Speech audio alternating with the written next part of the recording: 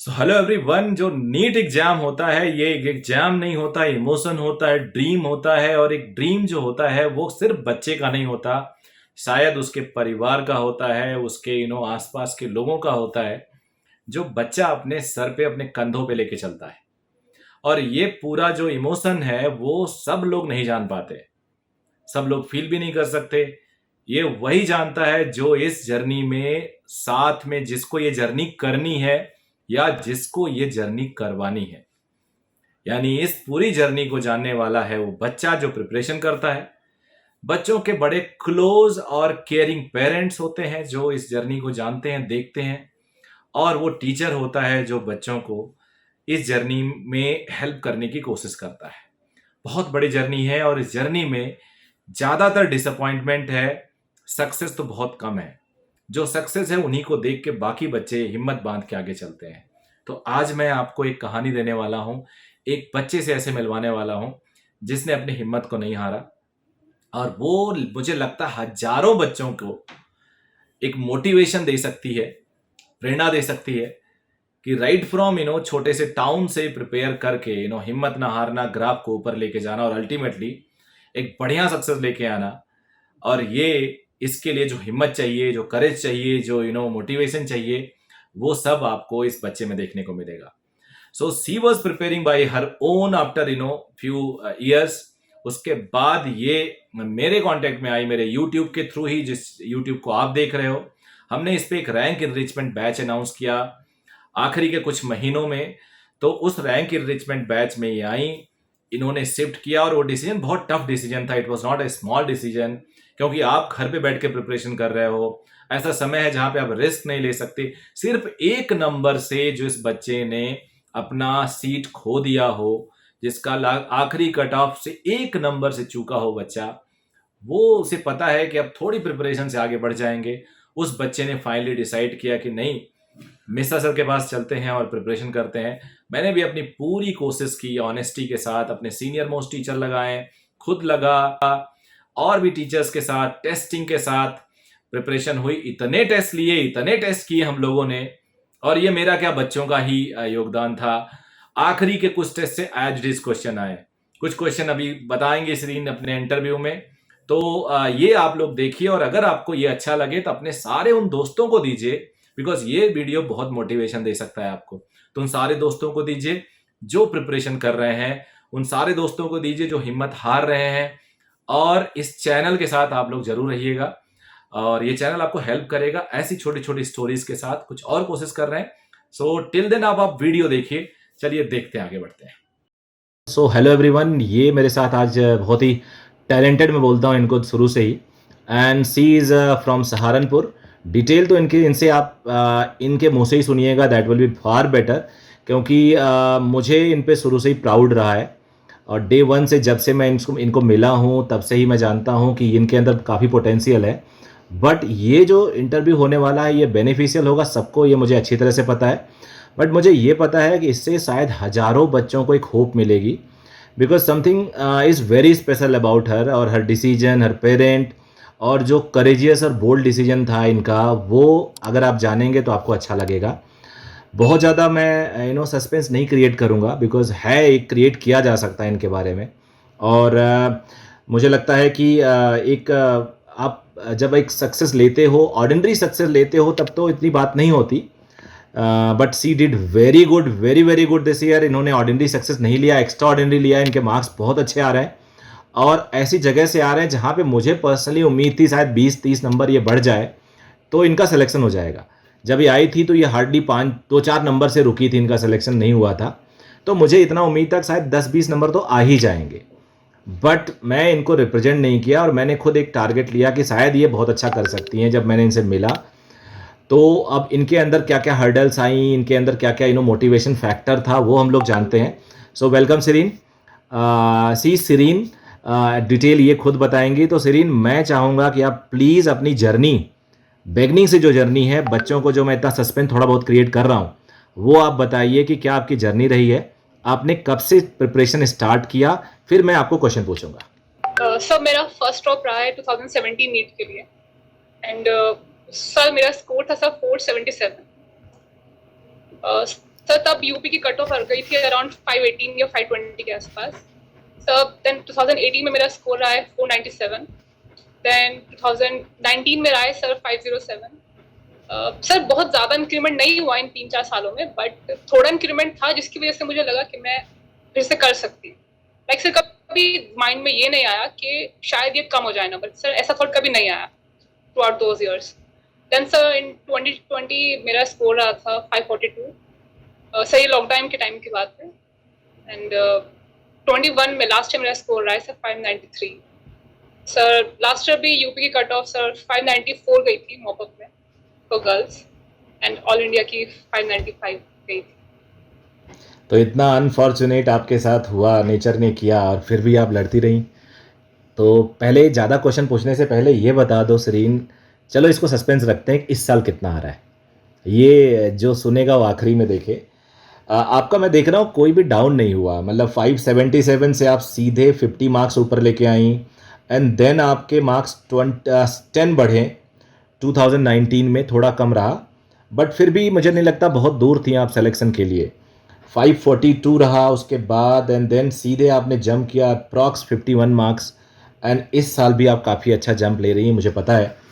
तो ये मोटिवेशन कैसे आया इतने साल तक? आप पेरेंट ने ये नहीं कहा कि बेटा कुछ और कर लो, रिलेटिव? बिकॉज 1-2 साल के बाद तो आपको पता है पेरेंट अगर ना भी कहें तो रिलेटिव ताने मारते हैं, और आप तो सहारनपुर से थी, थोड़ा आपको हल्का सा एक रिजर्वेशन रहता दिमाग में पेरेंट्स के या आसपास के लोगों टू को। बी ऑनेस्ट, जैसे कि आप कहते हैं कि इस मामले में मैं थोड़ा लकी रही हूँ कि मेरे पेरेंट्स ने कभी मुझे किसी चीज के लिए फोर्स नहीं किया। लाइक कभी उन्होंने सब बीएससी के लिए फोर्स नहीं किया है, कभी बीडीएस वगैरह के लिए कभी फोर्स नहीं किया। 12th के बाद कोई बैकअप प्लान नहीं था मेरा कि मुझे बीएससी में ले लेना है या बीडीएस ले लेना है, तो कभी ऐसा थॉट नहीं आया कि अगर ये एमबीबीएस नहीं तो सर मैं बीडीएस में एडमिशन ले लूँ। लाइक स्टार्टिंग से आई वाज क्लियर कि एडमिशन लेना है तो सी में लेना है, और सर कभी ऐसा डाउट भी नहीं हुआ कि मैं नहीं कर सकती। सर अनफॉर्चुनेटली सर मुझे काफी टाइम लग गया, बट जब मैं प्रिपेयर कर रही थी सर तब मुझे कभी डाउट नहीं आया कि मैं नहीं कर सकती। सर अगर मुझे थोड़ा सा भी डाउट होता शायद मैं बीडीएस में बैकअप प्लान की तरह से मैं उसको परसू कर सकती थी, बट कभी उस तरह के थॉट्स नहीं आए सर, नेगेटिव थॉट्स नहीं आए कि मैं नहीं कर सकती। तो किसी ने सजेस्ट भी नहीं किया? किसी ने सजेस्ट भी नहीं किया? आजकल तो लोग तरह तरह के सजेशंस देते हैं,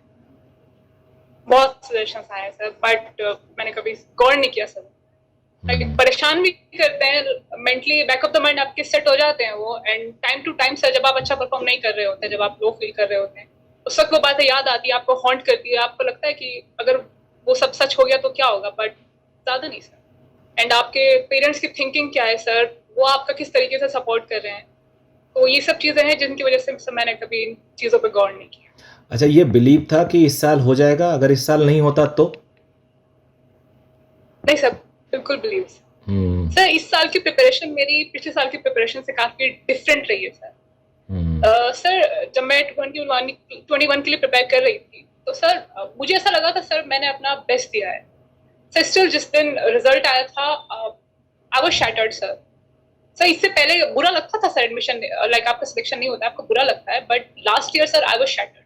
लाइक मुझे लगा मैं अब नहीं कर सकती सर। इन 5 सालों में पहली बार मुझे ऐसा लगा कि आगे सर मुझ में हिम्मत नहीं बची है। लाइक 2-3 दिन के लिए sir I was very disappointed sir, मैं बिल्कुल खुद से समय ना उम्मीद होगी। ओके तो सर 22 के लिए सर मैंने कुछ खास तरीके से या सर बहुत ज्यादा अच्छे से प्रिपरेशन नहीं की थी सर। इनफैक्ट मैं काफी टाइम पे काफी बार मैं आपके पास भी आई थी कि सर मेरा पढ़ने का दिल नहीं करता है, मुझसे नहीं हो पा रहा है सर। लाइक 600 नंबर भी अगर आ रहे हैं टेस्ट में तो मुझे लग नहीं रहा था सर मुझे इससे ज्यादा कुछ करना चाहिए सर। 1-2 बार आपसे डांट भी खाई है, बट सर इसकी वजह यही थी कि एक पॉइंट आता है सर जब सैचुरेशन लिमिट आ जाती है आपकी, उससे ज्यादा आप टिल्ड नहीं निकाल सकते अपने अंदर से। तो ये वही वक्त था सर, मैंने बहुत ज्यादा फ्री माइंड होकर पढ़ाई की है इस बार, कि मुझे बिल्कुल भी प्रेशर नहीं था कि मेरा नहीं होगा इस बार sir. I was so sure this time, I don't know how sir, ऐसे क्या अननोन रीजंस रहे हैं, but I was so sure, तो मैं बिल्कुल भी वरीड नहीं थी सर। अच्छा, पता है सिरिन, मैं थोड़ा सा जो भी ये वीडियो देखेगा उसको बता दूं कि आपसे ज़्यादा टेंशन में मैं था।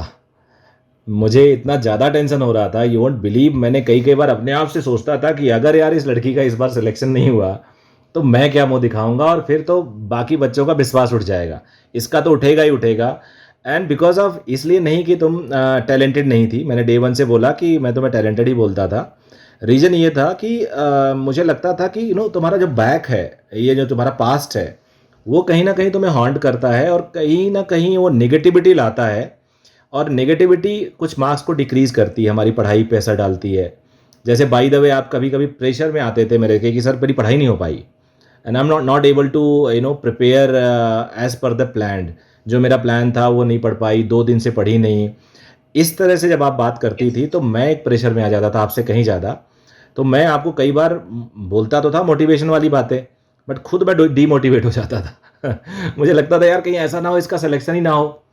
और पैरेलली फिर पता है मैं कैसे मोटिवेट करता था? मैं मोटिवेट करता था अगर इसका सिलेक्शन हो गया तो हज़ारों और बच्चे होंगे जो इसको रीज़न बना के खुद पढ़ेंगे और उनका भला होगा। तो ये एक पीछे था, एक सोशल कॉज़ था। ऐसा कॉज़ बिल्कुल भी नहीं था कि वो मेरे पास आएँगे, कहीं भी रहेंगे बिकॉज़ हमारा तो एक उत्तराखंड बहुत छोटा-सा कॉर्नर पे है इंडिया के। ज़्यादातर बच्चे तुम्हें पता है आपको राजस्थान, मध्य प्रदेश कहीं भी रहेंगे।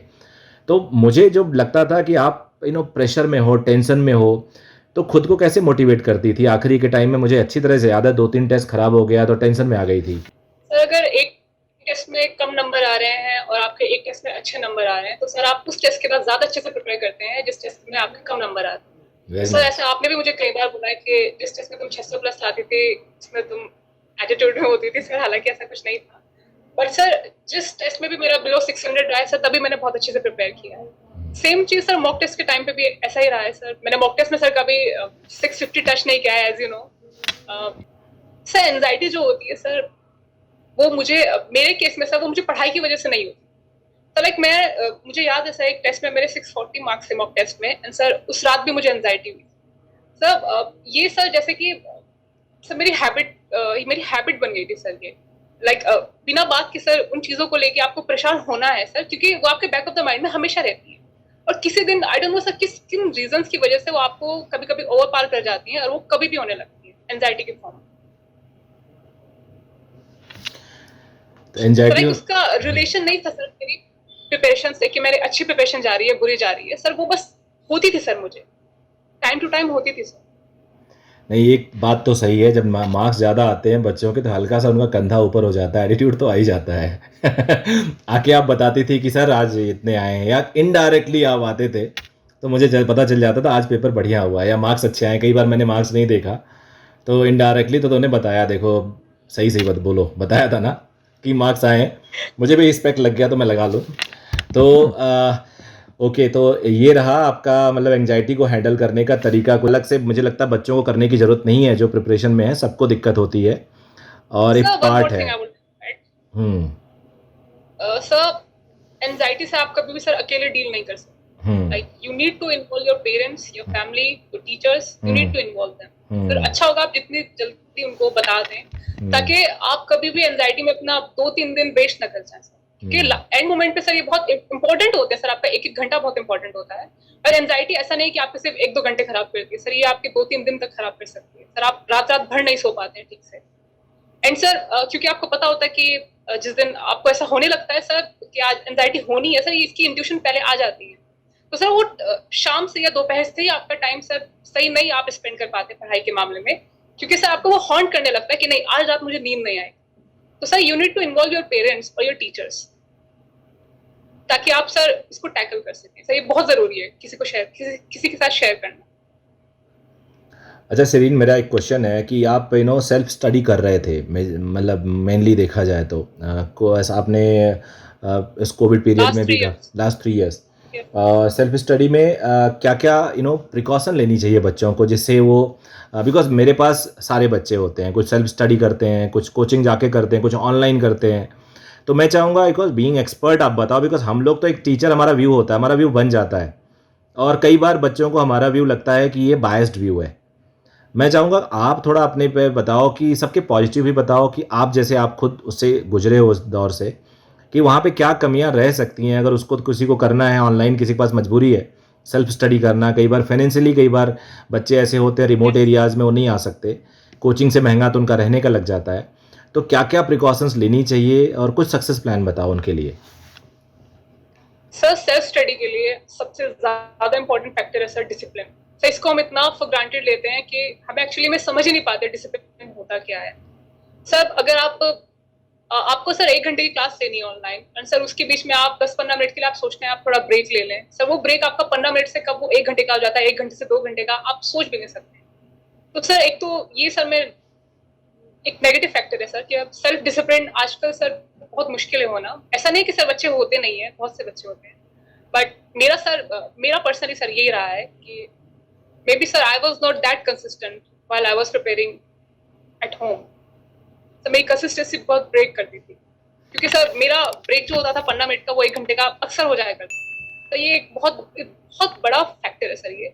तो सर मैं सजेस्ट नहीं करूंगी सेल्फ स्टडी के लिए, क्योंकि अगर आप 10-15 हज़ार रुपए बचाने के चक्कर में सर आप अपना पूरा साल खो देते हैं, यस वो यस बहुत बड़ा नुकसान है। यस यस, वो बहुत बड़ा नुकसान है। मैं भी ऐसा बोलता हूँ। इनफैक्ट मैं तो ऐसा बोलता हूँ कि कई कई बार आपको लगता है कि आपका सिलेक्शन हो गया, बट शायद आपने जस्टिस नहीं किया। अगर आपके 620 मार्क्स आ रहे हैं और आपने थोड़ा सा एफर्ट लगा के, और आपके अंदर जो टैलेंट था 650 वाला, तो आपने 30 मार्क्स लूज़ किए।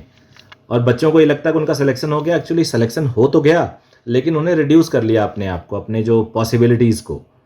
तो वो नुकसान होता है। Yes, मैं भी इसी व्यू में हूँ, यही मैं भी सोचता हूँ। एक फिजिक्स बड़ा हैवी माना जाता है। फिजिक्स को लेके अगर मैं अपने ऑफिस में बैठता हूँ और किसी भी पेरेंट से मिलता हूँ, 90 बच्चों से मिलता हूँ या 100 से मिलता हूँ, यू वोंट बिलीव 100 के 100 बोलते हैं फिजिक्स मेरा वीक है। मतलब एक भी कभी मैं सोचता हूँ यार काश कोई तो बोल दे कि उसका फिजिक्स ठीक है। तो ये इसको कैसे टैकल किया आपने? सर जब मैंने 12th पास की थी तो sir to be honest sir मुझे शायद फिजिक्स के चैप्टर्स के ठीक से नाम भी याद नहीं, मैं उनका सीक्वेंस भी नहीं बता पाता। एंड सर ये सब सर मेरा भी सर स्टार्टिंग में फिजिक्स वीक था। लाइक मैं स्टार्टिंग के 3 साल तक सर जब मैंने नीट दिया तो मैं कभी 100 क्रॉस नहीं कर पाई फिजिक्स में। एंड उसकी प्रॉब्लम ये थी सर, मेरे पास प्रॉपर नोट्स नहीं थे, मैंने प्रॉपर कॉन्सेप्ट नहीं समझे थे सर, मेरी क्वेश्चन प्रैक्टिस कम। तो सबसे इंपॉर्टेंट है आपके कॉन्सेप्ट्स। एंड सर जैसे कि आप कहते हैं कॉन्सेप्ट आप सिर्फ ऐसे नहीं, आपने कोई बुक उठाई है, आपने एक पेज रीड कर लिया, आपको एक कॉन्सेप्ट आ गया। तो कॉन्सेप्ट आप सीखते हैं क्वेश्चंस प्रैक्टिस करके।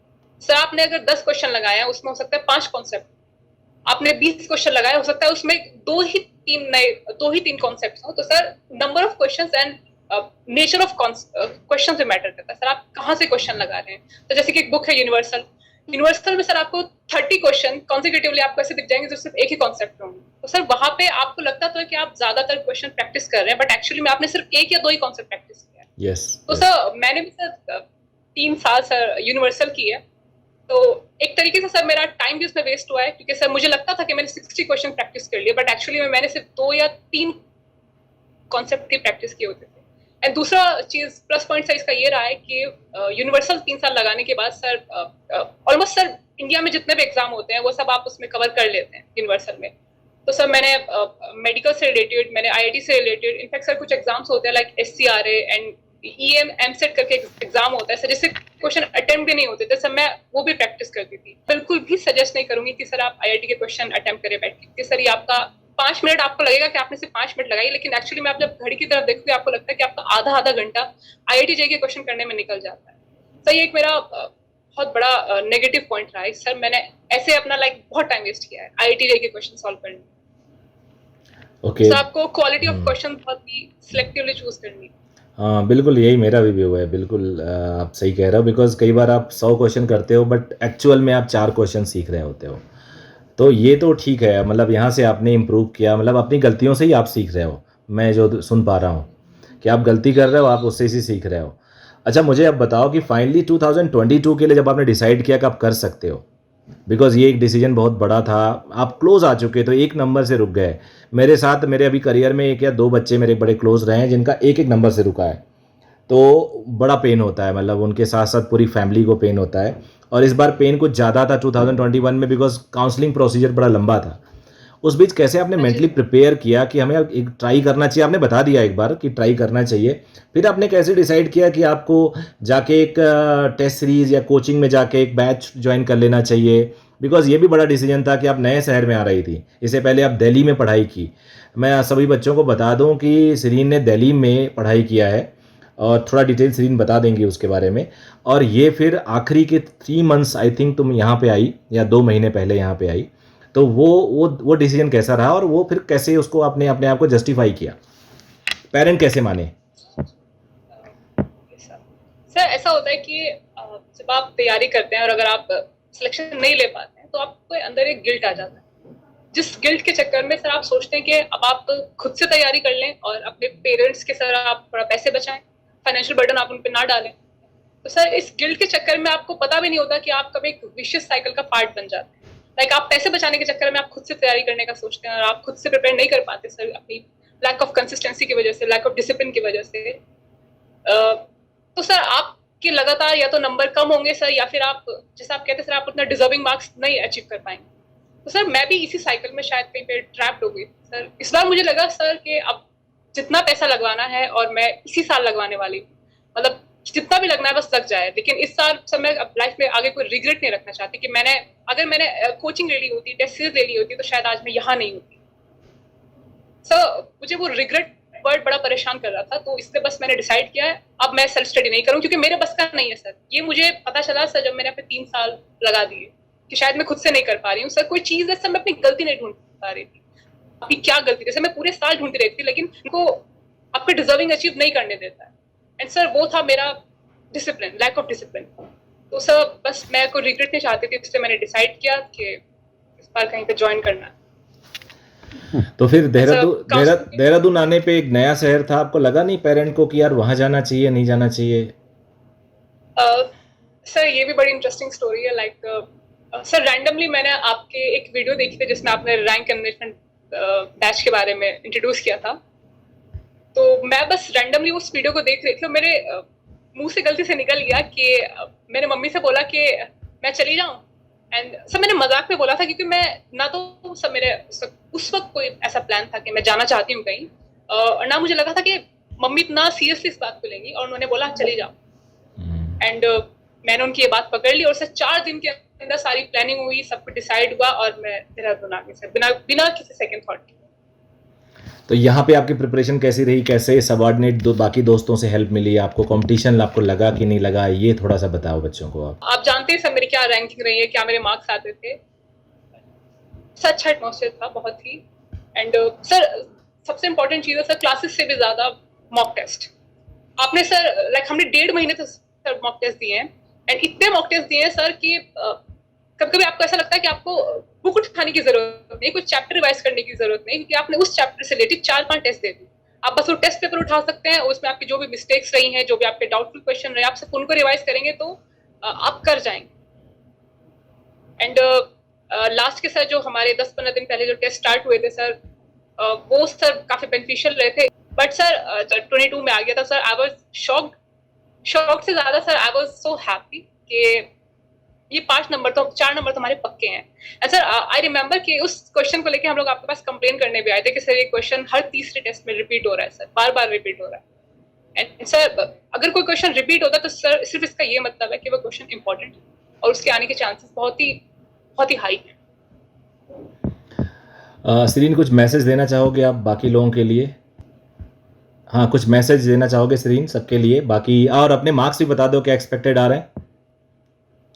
सर अभी आंसर की जब आई थी तब 668 बन रहा था। चलो कॉन्ग्रेचुलेशंस, बहुत अच्छे मार्क्स हैं। आप सीधे 593 से 668 पे जा रहे हो। इतना जंप आपने आई डोंट थिंक कभी लिया है, नहीं अभी तक पूरी जर्नी में आपने नहीं लिया। तो ये मुझे भी अच्छा लग रहा है कि I was also part of your journey in that time. तो अब बताओ कुछ बच्चों के लिए मैसेज अगर देना चाहो तो, जो ऐसे हिम्मत हार रहे हैं बच्चे, 1 साल 2 साल में हिम्मत हार जा रहे हैं, जिनका इंप्रूव नहीं हो रहा है मार्क्स। सर जब मैंने लास्ट ईयर अपने मार्क्स कैलकुलेट किए थे तो सर बहुत ही कहते हैं सर मुश्किल वक्त होता है सर वो किसी भी एस्पिरेंट के लिए सर, मतलब अनएक्सप्लेनेबल है सर ये। बट उस वक्त सर मुझे ऐसा लगा कि भले ही सर मेरे 5 साल मैंने ऑलरेडी लगा दिए थे, बट मुझे लगा कि अगर फिर से 1 साल लगाने में अगर मैं अपने आने वाली सर अगर 30-40 साल की जिंदगी को वैसा बना सकती हूँ जैसा मैं चाहती हूँ, तो सर ये 6 साल फिर कहीं नहीं जाते। ये एक फैक्टर है सर, आप रिग्रेट के साथ नहीं जी सकते हैं सारे उम्र। और अगर सर आप सर ये बिल्कुल सिंपल सी बात है, बट इसके लिए बस आपको थोड़ा सा हिम्मत जोड़नी पड़ेगी कि आप अपने अगले आने वाले 30-40 साल कैसे स्पेंड करना चाहते हैं, सब कुछ आपके हाथ में है। या तो सर आप हिम्मत हार जाइए, या फिर एक बार फिर से आप just pull yourself together and just give your best shot. Sarin, don't you think you can be a very good motivational speaker? तुमने तो मुझे मोटिवेट कर दिया। बहुत ही बढ़िया बोला, बहुत ही बढ़िया बोला। रियली प्राउड ऑफ यू, बहुत अच्छा बोला आपने। Anything else you want to say? काफी हाई चांसेस है एमएमसी के। अदरवाइज सर उससे आगे सर भी कुछ प्लान नहीं किया है, क्योंकि इन केस सर अगर वो नहीं मिल पाता है तो I am looking forward for KGMC. Okay, but I think sir KG MMC मिल जाएगा आपको डीयू कोटा से। बच्चों से बता दें, जामिया से आपने किया है आई थिंक 12th। हाँ, तो इनकी इंग्लिश भी बहुत अच्छी है। जो विशेष सर्कल इन्होंने बता रही थी वो मैनेजमेंट में यूज़ करते हैं हम लोग। मतलब एक एक सर्कल में आप फंस जाते हो। आप जैसे मान लो, सिंपल मैं समझा दूं कि आपने कर्जा लिया, कर्जा लेके आपने बिजनेस किया, बिजनेस के बाद आपने वो पैसा कर्जे में डाला, फिर पैसा नहीं है, फिर वो उसको चलाने के लिए फिर कर्जा लिया, और फिर ये साइकिल चलता रहता है, बाहर नहीं निकल पाते हो। तो उन्होंने वही विशेष सर्कल की बात की।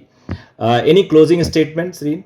मेरा तो नहीं है सर, मैंने अक्सर वीडियोस में सुना है कि जब भी आपका गिव अप करने का मन करे तो सर आप बस उस वक्त को, उस दिन को आप इमेजिन कर सकते हैं जिस दिन आपने ये सब स्टार्ट किया।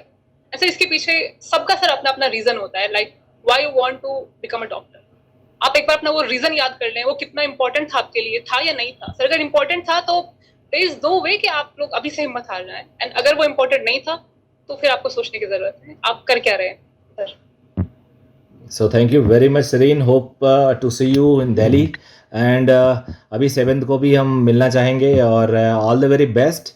पेरेंट्स को मेरी तरफ से बधाई बहुत बहुत कि उनकी जो काबिल बिटिया है वो अब अपने नाम के आगे डॉक्टर लगाएगी, और क्रेडिट उनको जाता है। बिकॉज अगर उनका सपोर्ट नहीं होता तो कुछ भी कर लो तुम, कुछ भी हिम्मत हो, अगर पेरेंट्स सपोर्ट नहीं करते तो आप आगे नहीं बढ़ सकते। आप शायद अब तक या तो गिव अप कर चुके होते, या कहीं पे आप BAMS या BDS कर रहे होते। और आज ही के दिन मेरे एक स्टूडेंट ने आपके सहारनपुर में एक अपना क्लिनिक खोला है, बहुत ही अच्छा। वो सबीब कुरैसी करके बच्चा है, और वो PG कर रखा है, और उसने सहारनपुर में ही अपना हॉस्पिटल खोला है।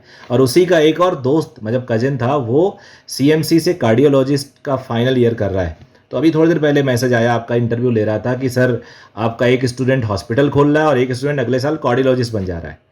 So really great to hear all these things.